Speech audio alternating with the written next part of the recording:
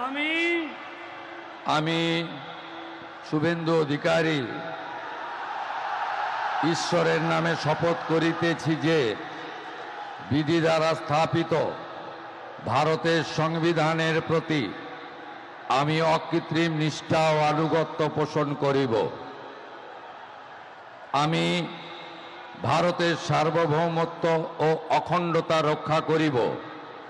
পশ্চিমবঙ্গ রাজ্যের মুখ্যমন্ত্রী রূপে আমার কর্তব্যসমূহ নিষ্ঠাপূর্বক এবং বিবেকসম্মতভাবে নির্বাহ করিব এবং ভয় বা পক্ষপাত, প্রীতি বা বিদ্বেষ রহিত হইয়া সকল শ্রেণীর জনগণের প্রতি সংবিধান ও বিধি অনুসারে ন্যায়াচরণ করিব।